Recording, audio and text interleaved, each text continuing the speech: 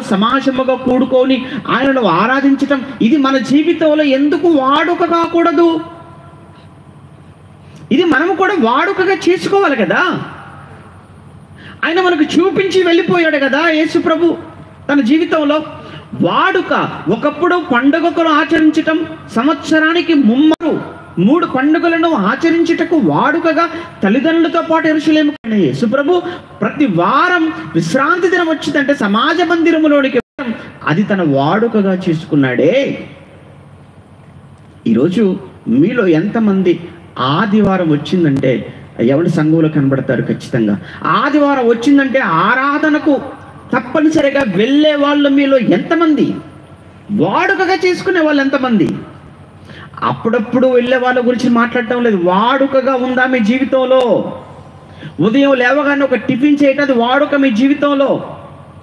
మధ్యాహ్నం ఏంటంటే భోజనం చేయాలి, లంచ్ చేయాలి, వాడుక. రాత్రి ఏంటంటే డిన్నర్ చేయాలి, వాడుక.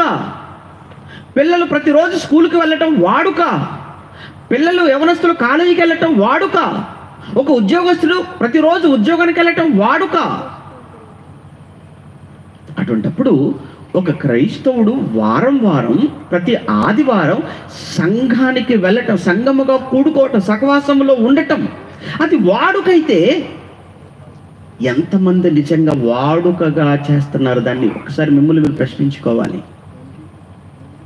సంవత్సరంలో మహా అయితే ఒక 52-53 వారాలు.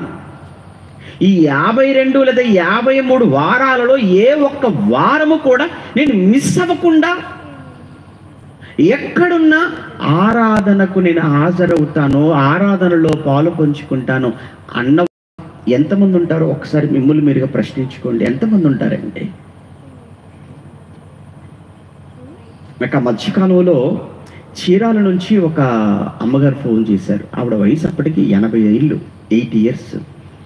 బహుశా టీచర్గా ఏమో రిటైర్ అయ్యారు. ఫోన్ చేసి మాట్లాడుతున్నప్పుడు బైబిల్లో ఒక డౌట్ గురించి, ఒక సందేహం గురించి అడుగు చేస్తున్నాను బాబు అన్నది. తర్వాత ఎందుకమ్మా ఈ వయసులో, అంటే 80 సంవత్సరాల వయసులో బైబిల్లో సందేహం? ఎందుకంటే నేను కూడా వీలుని బట్టి ఎవరితో ఒకరితో వాక్యం పంచుకుంటూ ఉంటాను, వాక్యం చెప్తూ ఉంటాను. ఇది 80 సంవత్సరాల వయసులో వాక్యం చదువుకుంటూ నేర్చుకుంటూ ఆ తర్వాత తన చుట్టూ ఉన్న వాళ్ళకి అవకాశాన్ని బట్టి నేను మాట్లాడుతూ ఉంటాను. 80 సంవత్సరాల వయసు అండి ఆవిడకి అప్పటికి. ఇంకొక మాట చెప్పింది, షాకింగ్ న్యూస్ ఏంటంటే మాట్లాడుతున్నప్పుడు తను బాప్తిస్మం తీసుకుంది మొదలు, సంఘానికి వెళ్ళటం ప్రారంభించింది మొదలు, ఈ రోజు వరకు నా జీవితంలో ఏ ఒక్క ఆదివారం కూడా నేను మిస్ అవ్వలేదండి. ఇప్పటి వరకు ప్రతి వారం ఎక్కడున్నా ఖచ్చితంగా నేను సంఘానికి వెళతాను. 80 సంవత్సరాల వయసు. ఎందుకు? వాడుక. ఇంకొక విషయం కూడానండి, ఎంత తప్పు చేస్తున్నారంటే ఆదివారం ఆరాధన మానుకునే వాళ్ళు బాప్తిస్మం తీసుకున్నప్పుడు మరి అది ఏమనుకున్నారో నాకు తెలియదు. బాప్తిస్మం తీసుకున్నప్పుడు అండి ఇచ్చేవాళ్ళు తీసుకునే వాళ్ళతో ప్రమాణం చేయిస్తారు. అంతే కదా, పెళ్లి ప్రమాణాలు ఉంటాయి కదా, వాగ్దానాలు, భార్యాభర్తలు ఒకరితో ఒకరు.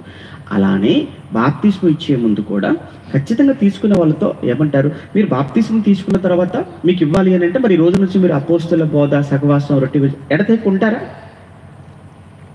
ఎడతెగక మేము ఉంటాం, కంటిన్యూగా మేము ఉంటాం.